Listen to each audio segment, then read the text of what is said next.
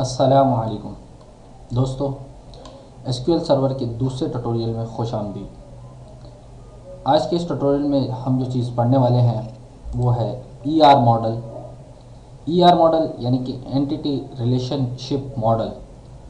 असल में ये मॉडल वो मॉडल है कि जिसके अंदर हम factorial representation of any database यानी कि हम फिगर आउट करके दिखा रहे होते हैं by using symbols, by using box, by using circles. All types of pictorial representation are to be together in this ER model या entity relationship model। और इसको यूज़ करते हुए हम जो चीज़ बनाते हैं या जो चीज़ अखज़ होती है वो हमारे पास होती है एंटिटी रिलेशनशिप डायग्राम यानी कि ERD। ERD किसी भी सॉफ्टवेयर के लिए एक तरीके से बैकबोन या उसकी असल चीज़ या उसका समझ लें आप मेन थीम जो है वो रिप्रेजेंट कर रही होती है, और इसी को मद्देनज़र रखते हुए असल में हम डेटाबेस को डिज़ाइन करते हैं। तो सबसे पहले अगर हम बात करें तो क्या होता है ER model define the conceptual view of a database, वही factorial representation. It works around real world entities and the association among them at view level. The ER model is considered a good option for designing database. Database को design करने के लिए ER model एक बेहतरीन तरीका होता है। तो सबसे पहले हम बात कर लेते हैं एंटिटी की। तो एंटिटी क्या होती है? Entity can be a real world object either animate और inanimate that can be easily definable. अब जाहिर सी बात है, आपको पता होगा रियल वर्ल्ड ऑब्जेक्ट से मुराद कोई भी चीज़ जो आप देख सकते हैं, उसको हाथ लगा सकते हैं या उसको छू सकते हो, तो उसको हम जो है एंटिटी कहते हैं। बाकी एग्जांपल इसके अंदर लिखी हुई हैं, वो अगर आप देख लें तो उसमें से क्या आता है, school, in school database, student है, टीचर है, क्लासेस है, कोर्स है, ये सारी की सारी हमारे पास क्या है, एंटिटीज़ हैं। एंटिटीज़ हैं जिसको हम रियल वर्ल्ड ऑब्जेक्ट यानी कि हम उसको ज़बानी कलामी बात करते हैं उनके बारे में। अब दूसरी चीज़ जो ईआर मॉडल के अंदर यूज़ की जाती है वो होते हैं एट्रीब्यूट्स। अब एट्रीब्यूट्स क्या चीज़ होती हैं? एट्रीब्यूट्स की हम बात कर रहे हैं तो एट्रीब्यूट्स असल में क्या चीज़ होती है? Entities are represented by means of their properties called attributes. Example ले लेते हैं।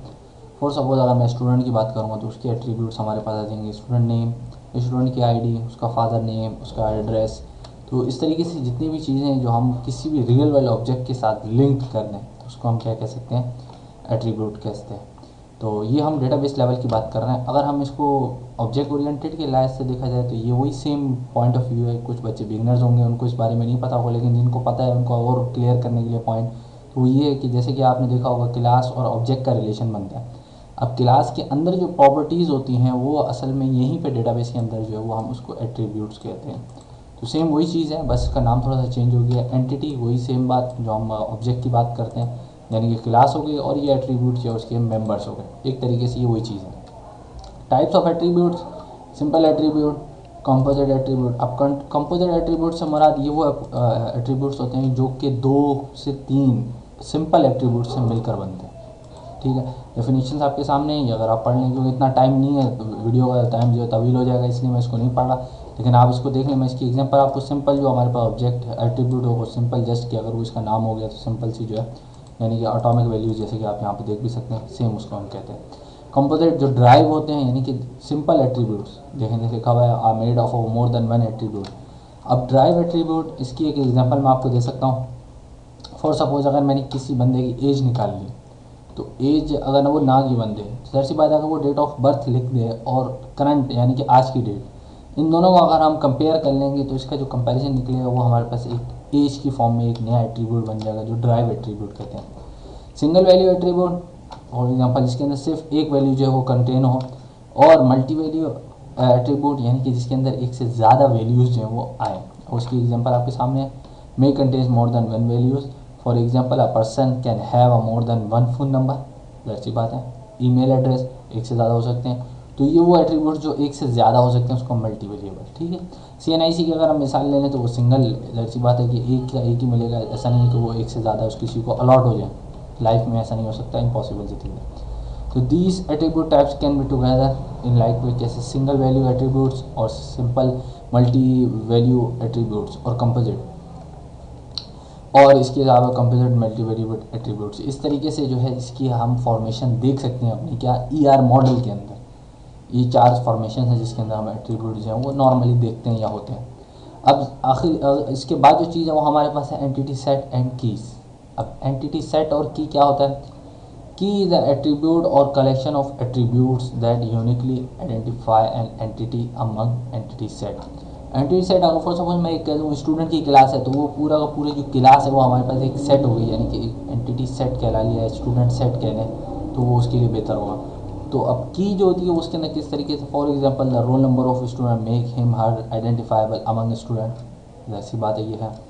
अब सुपर की ये हमारे पास कीज की टाइप्स हैं अगर कह लें तो क्या होता है? A set of attributes one और more that collectively identify an entity in an entity set. For suppose कोई भी एक आप देख लें जो मोर और देन एट्रीब्यूट्स जो है उसके अंदर कलेक्टिवली आइडेंटिफाई करें। फॉर सपोज जैसे कि हमने यहाँ ऊपर देखा एक एग्जांपल है सोशल सिक्योरिटी नंबर, ये हमारे पास जो यूनिकली सुपर की है, ये एक ही होगा, इसके बाद जो है वो दोबारा किसी को अलॉट नहीं हो सकता।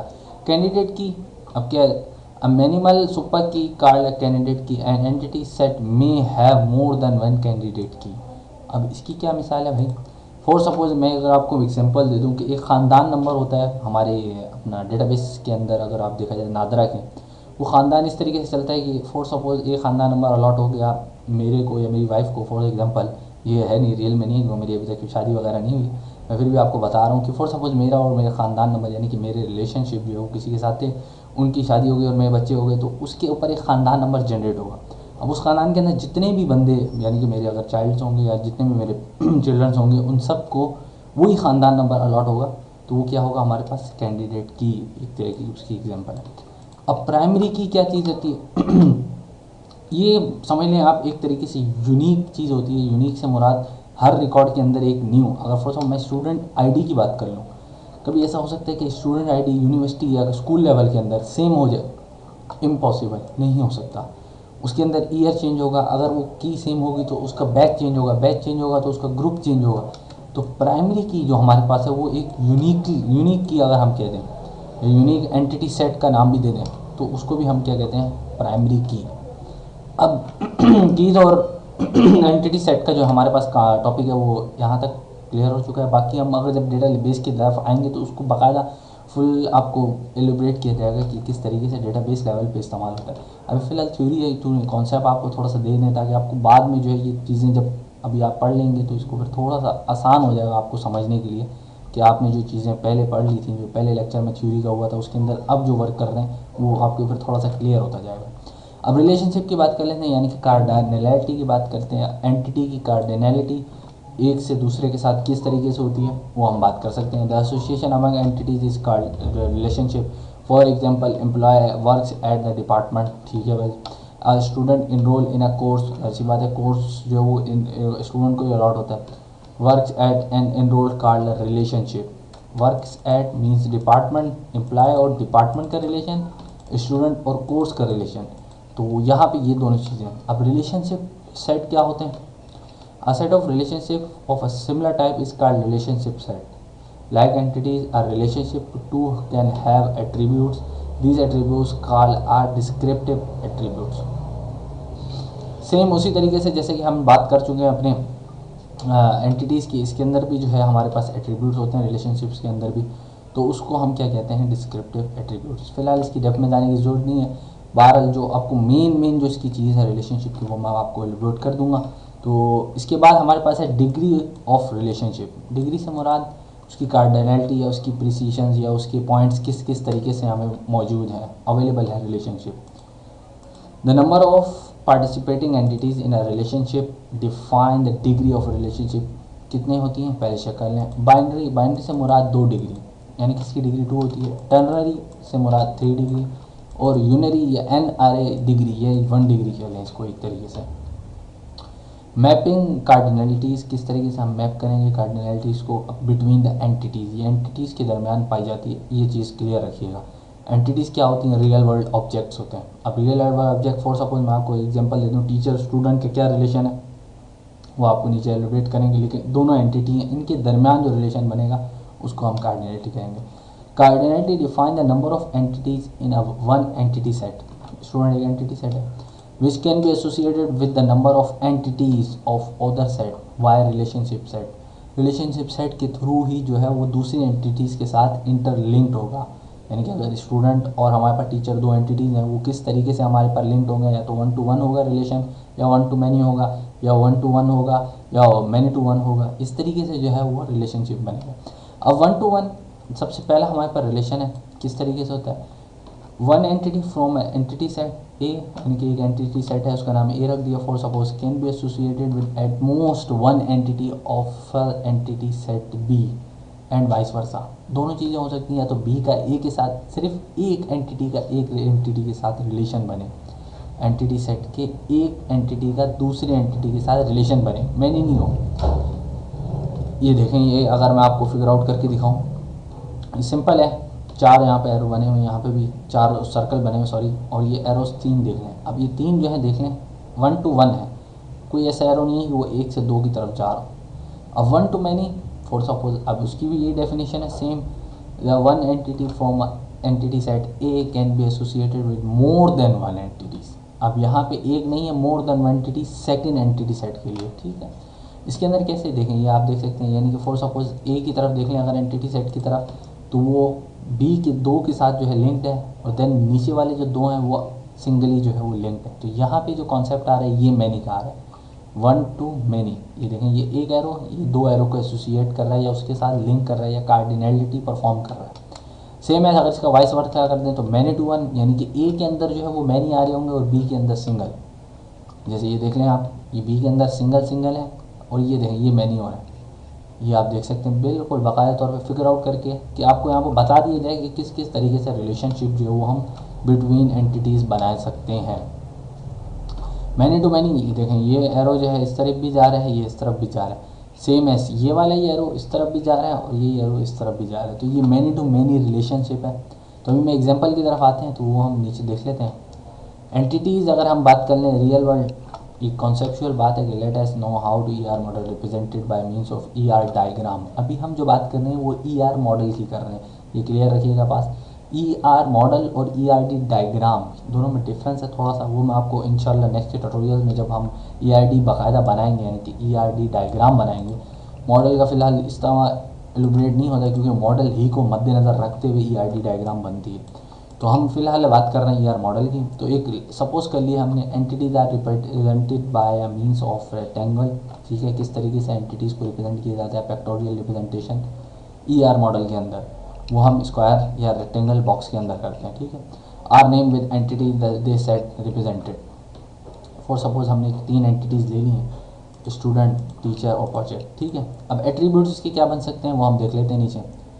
स्टूडेंट का एट्रीब्यूट बनेगा नेम, डेट ऑफ बर्थ और रोल नंबर, ठीक है। 2-3 चीज़ें हमने ले ली हैं, फॉर सपोज और भी ले सकते थे, लेकिन फिर वक्त एलिब्रेट करने के लिए आपको कि एट्रीब्यूट्स क्या होते हैं। अब एट्रीब्यूट्स को आप देख सकते हैं हम किस तरीके से प्रेजेंट करते हैं। Attributes are the properties of entities, attributes represented by means of ellipse. Ellipse यानी कि आप देखें सर्कल की ये टाइप है, इस तरीके से हम एट्रीब्यूट्स को जो है वो रिप्रेजेंट करते हैं, और ये लिंक होते हैं किसके साथ, हमारी एंटिटी के साथ।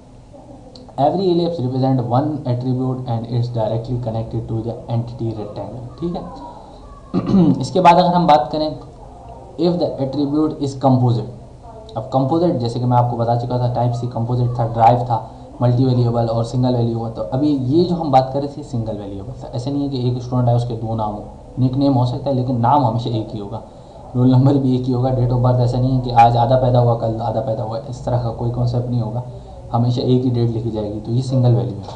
कंपोजिट में अगर मैं आपको देख लूँ तो ये देखें यहाँ पे किस तरीके से फर्स्ट नेम लास्ट नेम फिर पूरा नेम बन रहा है। अब उसी नेम को हमने और कंपोजिट कर दिया, यानी कि तोड़ दिया, वो दो को मिल के जो है वो एक चीज़ बना रहा है, जैसे फर्स्ट नेम और लास्ट नेम। ये देख लें आप, नेम जो है उसका कंप्लीट किससे, फर्स्ट और लास्ट नेम से बन गया। अब मल्टी वेरिएबल सेम, जैसे कि मैं आपको पहले एग्जांपल दे भी चुका हूँ, फ़ोन नंबर। कंपोजिट को सिर्फ तोड़ा जाता है और लिंक किया जाता है। एक चीज़ याद रखिएगा, मैंने आपको बताना यहाँ भूल चुका हूँ, यहाँ पे कंपोजिट जो है ये देख लें, इसको यहाँ पे ये है, ये लिंक्ड हो रहा है हमारे किसके पास, मेन जो है नेम जो एट्रीब्यूट है उसके साथ। तो ये जस्ट सिंपल, इसको कोई स्पेसिफिक इसका कोई प्रेजेंटेशन नहीं है, इसको सिर्फ हम सिंपल एलिप्स जो है वो हम करते हैं प्रेजेंट। बस यहाँ पे ये दिखा जाता है कि दो एरो अगर यानी कि दो चीज़ें अगर लिंक हो रही हैं किसी एक एट्रीब्यूट के साथ, दो और एट्रीब्यूट्स निकल रहे हैं या उसके साथ ज्वाइन हो रहे हैं, तो समझ जाएं कि वो एक कंपोजिट एट्रीब्यूट है। इसके बाद अगर हम देख लें वो क्या मल्टी वैल्यू एट्रीब्यूट, इसको प्रेजेंट करने के लिए देखें डबल इलिप्स, ये फ़ोन नंबर ज़ाहिर सी बात एक से ज़्यादा हो सकता है, पीटीसीएल हो सकता है, फ़ोन नंबर मोबाइल हो सकता है, दोनों चीज़ें रख सकता है बंदा। तो उसको हम किस तरीके से प्रेजेंट करते हैं, डबल इलिप्स के अंदर। ड्राइव एट्रीब्यूट, अब ड्राइव एट्रीब्यूट जैसे कि मैं आपको एग्जांपल दे भी चुका था, डेट ऑफ बर्थ है और जब वो ज्वाइन हुआ तो उन दोनों का अगर हम डिफरेंस निकाल लें तो हमारे पास एज आ जाएगी। तो एज को जो हम किस तरीके से, इलिप्स ही है लेकिन हम इसको शेड या डॉटेड लाइंस के अंदर जो है हम प्रेजेंट करते हैं, यानी कि ड्राइव एट्रीब्यूट है। तो रिलेशनशिप इसके अंदर किस तरीके से बनेंगे वही मैं आपको दिखा देता हूँ। Relationship are represented by diamond shape box के अंदर हम करते हैं name of relation is written inside the diamond box, ठीक है। तो अगर हम देख लें binary relation and cardinality check कर लें 1 to 1, वो किस तरीके से होगी, ये देखें, ये एक एंटिटी और ये दूसरी एंटिटी, 1 और 1, ठीक है। अब 1 to मैनी एन यानी कि इन्फिनिटी या मैनी की बात कर लें आप तो बेहतर रहेगा, उसमें एक से ज़्यादा बंदे बस होने चाहिए, ये आपको दिखाना है। तो इसके तरीके से हम रिलेशन को प्रेजेंट करेंगे अपने ER मॉडल के अंदर, तो ये आप देख सकते हैं। अगेन अगर उसका वाइस वर्सा करते हैं मैनी टू 1 तो वही यहाँ पे आ जाएगा, एक उस तरफ चला जाएगा। और अगर मैनी टू मैनी रिलेशन हो तो हम सिंपली उसको एन इधर लिख देंगे और एन उधर कर देंगे, यानी कि ये हमारे पास सिंपल जो चीज़ें हैं जो हम पता होनी चाहिए हमें किसी भी डेटाबेस मैनेजमेंट सिस्टम को पढ़ते हुए या उसको पढ़ने से पहले, कि असल में बेसिक थ्योरी क्या है, कॉन्सेप्ट क्या है, क्या चीज़ होती है, एंटिटी के बारे में पता होनी चाहिए, एट्रीब्यूट्स के बारे में पता होना चाहिए। अगर आप लोग ऑब्जेक्ट ओरिएंटेड लैंग्वेज पहले से पढ़ के आ चुके हैं तो ये आपके लिए बहुत ईजी होगा, लेकिन जो बिगनर्स हैं उनके लिए खसूसी तौर पे कि आप इस चीज़ पे थोड़ा सा फोकस करें, पूरी चीज़ों को समझ लें थोड़ा सा कि इसकी डेफिनेशंस में क्या लिखा हुआ है, क्योंकि अभी तो वीडियो का इतना तवील वक्त नहीं होता कि जिसके अंदर मैं सारी चीज़ें आपको पढ़ के बताऊँ, लेकिन ये मैंने इसलिए यहाँ पर कंटेंट अवेलेबल रख दिया है कि आप इसको ईजिली थ्रू आउट कर लें ब्लॉग के ऊपर या वेबसाइट के ऊपर, ताकि आपके लिए आसानी हो नेक्स्ट ट्यूटोरियल्स के अंदर। तो आज तक के लिए इतना ही, तो इंशाल्लाह नेक्स्ट ट्यूटोरियल में मिलते हैं, तब तक के लिए इजाज़त, अल्लाह हाफ़िज़।